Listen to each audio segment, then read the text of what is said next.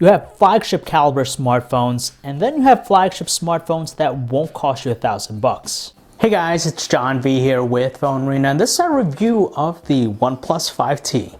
So what's great about this smartphone? Well, I'll tell you what, it has to be its $500 starting price. With this, you're getting some top-notch specs in line to the other flagships that were released last year. So you have things like a Qualcomm Snapdragon 835 processor. It's paired with either 6GB of RAM with the 64GB version, or if you jump up to the 128GB version, you get a staggering 8GB of RAM. It also features a USB Type-C port. You have a fingerprint sensor for security, a 3300 mAh battery with its dash charging technology.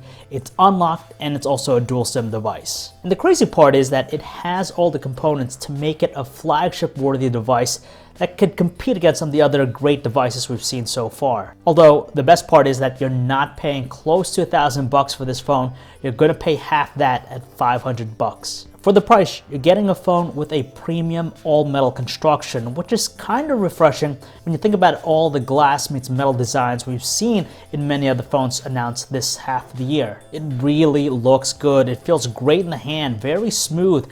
And of course, with that all-metal construction, it's going to be more durable than those phones with metal and glass constructions. However, there are just two compromises with this all-metal design. First of all, it doesn't have wireless charging, nor does it feature any sort of water-resistant construction. You're also going to get really good battery life, better than average, just because with the 3300 mAh battery, in my time using it, I got close to a couple days out of a full charge, which is pretty good compared to what's out there.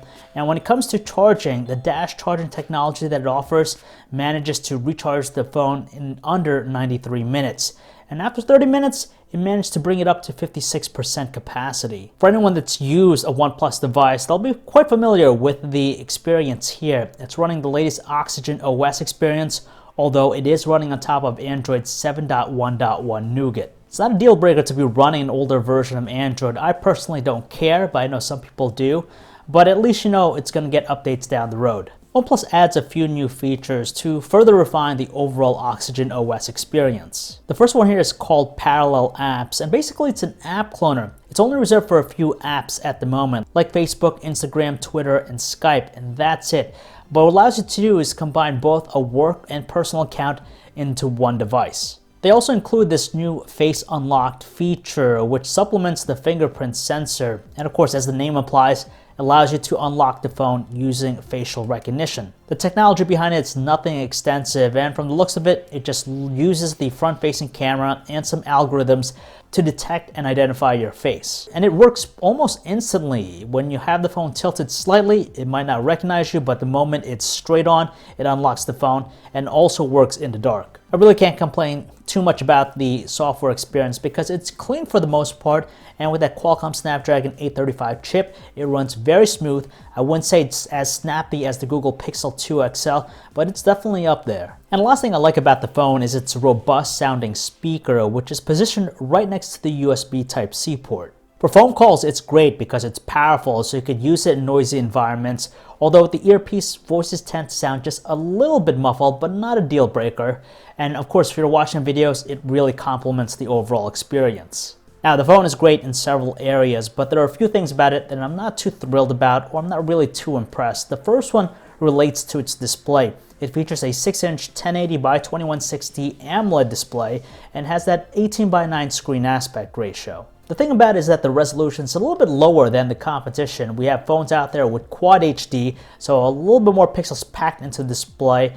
So for those who do a lot of mobile VR, they might be able to spot the difference, but for most instances, you're probably not going to notice it. But it's not the resolution that I'm worried about. It's actually more the dullness with the display. It just exhibits this duller tone. It doesn't look as vibrant as the AMOLED displays you see in maybe LG's phones or Samsung. And the other thing is that its camera performance is rather underwhelming for me. And you'd expect that for being one of the last phones to be released this year, they would really make an impression. That's not the case, which is kind of disappointing because I was really hoping for this to be a knockout home run, but it isn't.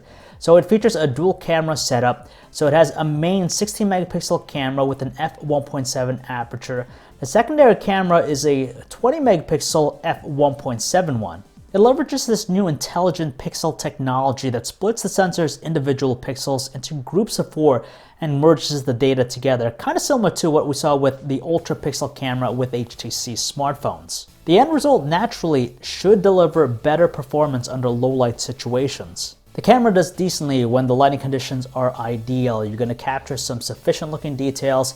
Colors tend to be a little bit on the warmer tone, but under lower lighting situations, they exhibit more of this graininess in the shots. There's not much noise, but you definitely notice that the overall tone is softer. For portrait shots, though, it's a hit or miss thing. Sometimes it does it really well, sometimes it doesn't. It just doesn't seem as compelling as the portrait shots you're going to find out of the Pixel 2 XL. As far as recording video, it shoots 1080p videos, even 4K. It does offer electronic image stabilization. There is no built-in OIS with any of the cameras. Now, if you're going to be shooting a lot of video, I really suggest sticking with 4K resolution because you can get the most amount of detail with that. However, there is this kind of distracting thing with the electronic image stabilization. When you're shooting video under low lighting situation, it tends to have this very jarring effect as you're moving, and it's quite distracting. So like I said, the cost of the phone is the most impressive thing. You have pretty much a flagship caliber smartphone that could compete against the likes of the Samsung Galaxy Note 8, the Pixel 2 XL,